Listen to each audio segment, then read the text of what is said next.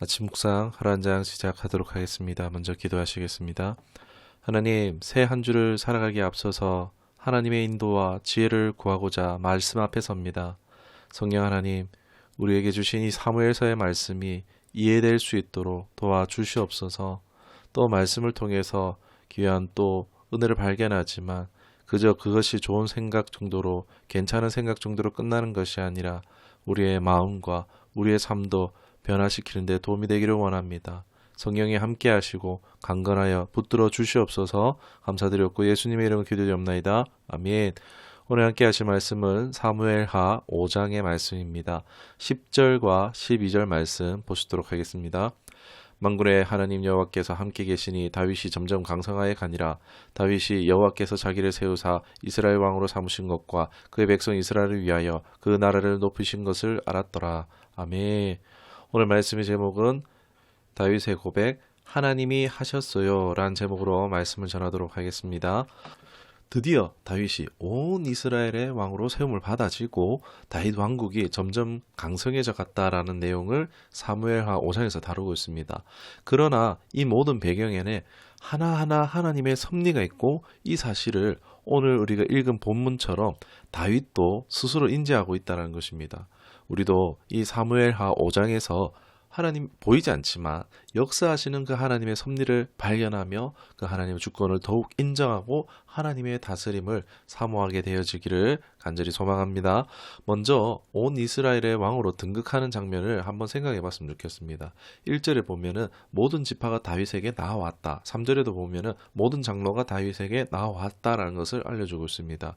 현재 북쪽에 이제 이스라엘 지파들의 연합은요, 사울의 아들 이스보셋을 왕으로 세우고 아브넬 장군을 필두로 해서 연합을 형성하고 있었어요. 그리고 이제 다윗 측에서 의도한 바는 없었지만은 그 이스보셋이나 아브넬이 다 범죄로 얼룩진 상황에서 죽음을 맞이하게 됐습니다. 북쪽 지파들의 연합은요, 이 혹 아브넬이라도 살아 있었더라면요, 이제 협상 테이블이라도 마련해서 어쩌면 상당한 이득을 취하려 했을지도 모르겠습니다. 그러나 이제 자신들의 패를 다 모두 잃어버린 상황이죠. 매우 불리하고 불안한 상황에 놓이게 되고 말았습니다. 더 이상 이제 다윗을 왕으로 세우는데 반대할 어떤 건수도 없게 되었죠. 다윗만이 유일한 선택지가 되었고, 결국 이제 나머지 지파들의 장로들 역시 모두 다윗에게 고개를 숙이고 다윗에게 들어오게 된 셈이라 할 수 있겠습니다.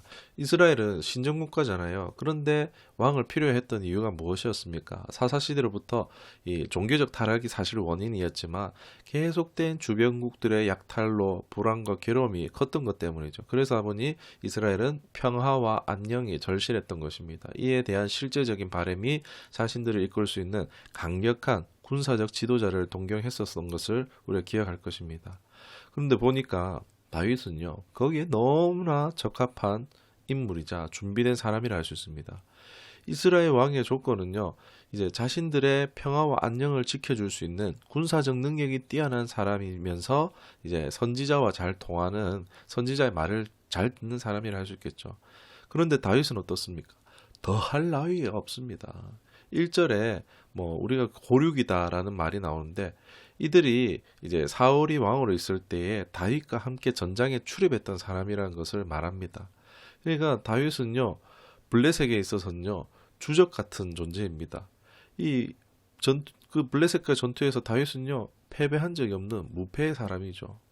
그리고 또 다윗은 선지자의 말을 잘 들어요. 그리고 심지어 원수 같았던 사람들의 죽음에도 아파하고 애도하는요, 뛰어난 인격과 성품을 가진 지도자라는 것입니다. 2절에 장로들이 다윗을 향해 말하기를 자기들의 목자가 되어주라고 말하는 것입니다. 이 목자는 이제 양을 치는 목동을 말하죠. 다윗의 실제 직업이었다 할 수 있겠죠. 양들을 보호하고 꼴을 먹이는 자입니다. 자신들이 양이라는 것을 인정하는 거예요. 그리고 이제 보호와 꼴을 먹여주기를, 그리고 평화와 안녕을 가져다주는 지도자가 되어주기를 바라는 장면이라고 할 수 있겠습니다. 우리 이 목자 하면은 누가 생각납니까? 선한 목자 대신 예수님을 생각하게 되는데, 바로 목자가 여기서 처음 사용되고 있습니다. 특징적인 것은 3절에 다윗과 언약을 맺고 있는데, 이 다윗이 사울 같았던 절대 군주가 아니라 자기들의 동반자가 되기를 바라는 바람이 있는 것을 볼 수 있습니다. 그러나 이것을 다윗은 받아들였고 온 이스라엘 왕으로 등극하게 되어집니다. 참 감동스러운 순간이 아닐 수가 없습니다. 우리 계속 같이 왔잖아요. 사무엘서 역사를 봐왔잖아요.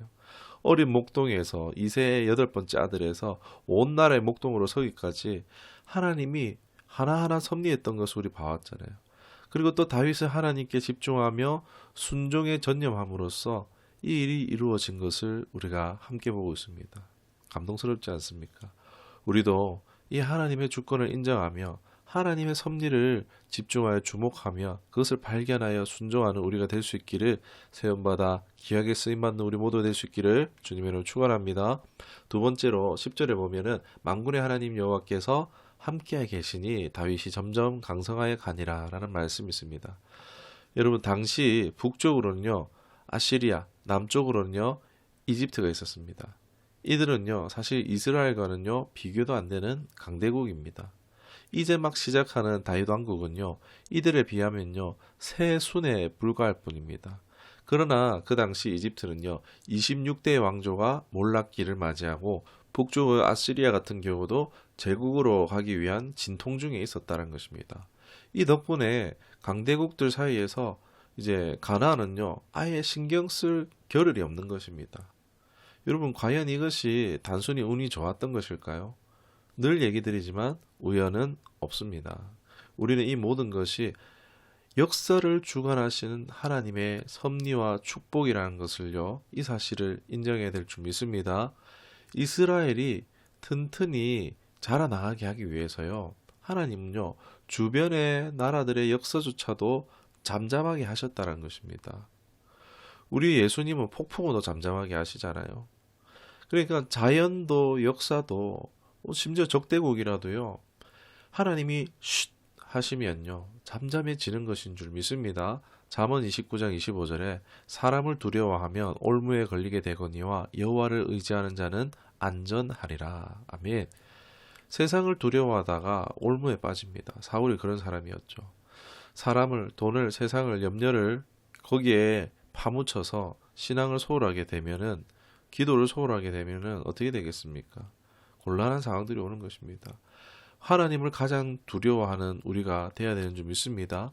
하나님을 경외할 때에 하나님이 지키시는 것입니다. 그러나 신앙을 소홀히 할 때에 두려워하던 일이 현실이 될 수 있는 것입니다. 이 다윗 왕가를 통해서, 하나님을 경외했던 다윗 왕가를 통해서 이 역사가 바로 증명되는 것이라 할 수 있겠습니다. 마지막 세 번째로 21절에 보면은 거기서 블레셋 사람들이 그들의 우상을 버렸으므로 다윗과 그의 부하들이 치우니라 라는 말씀이 있습니다. 다윗이 블레셋과 전투를 치르는데 완전히 이제 바다의 파도가 딱 휩쓸어 버리듯이 블레셋을 휩쓸어 버리고 이제 약 30km에 달하는 블레셋 땅을 정복하고 완전 그들을 몰아냅니다. 이 이후로 블레셋은 위협이 되지 않습니다. 블레셋의 천적 같은 이 다윗이 왕이 된 소식에 블레셋들이 자신의 생존에 위협을 느꼈는지 서둘러 다윗을 견제했던 것으로 보이는데, 얼마나 다윗이 두려웠으면은 자신들의 우상까지 다 들고 전장에 왔다가 다 흘리고 간 것입니다. 여러분, 이게요 의미 있는 장면입니다. 사무엘서 시작해서 이스라엘이 상황이 굉장히 암담했던 것을 기억하실 겁니다. 전쟁에 나갔지만은 제사장의 아들들이 죽고 언약궤도 블레셋에게 빼앗기고 그 소식이 제사장에게 전해져서 엘리 제사장이 이제 쓰러져 죽고 하나님의 영광이 떠났다, 이런 분위기가 기억나실 겁니다. 그런데 그때와 완전히 역전되어 있죠. 여호와 하나님의 통치가 지금 바로 다윗을 통해서 실현되고 있다는 것을 보여주는 장면이라고 할 수 있겠습니다. 사무엘하 5장은요 다윗을 통해서 어떻게 섭리하시는지 명백하게 발견되어지는 놀라운 장이라 할 수 있습니다. 위대한 역사 뒤에는 하나님이 마음껏 역사하시는 주권적 섭리가 있다는 것입니다. 이 하나님을 신앙하는 것이 여러분 얼마나 큰 복인가, 그것을 생각하고 제대로 우리가 신앙해 보길, 다윗 같은 신앙을 사모하며 우리의 삶 가운데 위대한 역사가 각자의 삶 가운데 경험되어지실 수 있기를 주님의 이름으로 축원합니다. 기도하겠습니다. 하나님, 말씀을 통해서 세상을 봅니다. 하나님, 온 세상이 모든 것이 다 하나님입니다. 하나님이 없으신 것이 없습니다. 하나님의 섭리와 보호를 거절하는, 하나님의 다스림을 거절하는 우리가 결코 되지 않기를 원합니다. 하나님이 하십니다. 하나님이 이루십니다. 이 말씀을 마음에 새기며 매일의 삶, 하나님의 주권과 능력을 신뢰하며 하나님의 보호와 공급하심을 의지하는 우리 되기를 원합니다. 사람을, 세상을 두려워하지 않도록 붙들어 주시옵시고 나의 삶을 통하여서 하나님의 나라가 이루어지기를 원하옵고 감사드리며 우리 구주 예수 그리스도 이름으로 기도드리옵나이다. 아멘.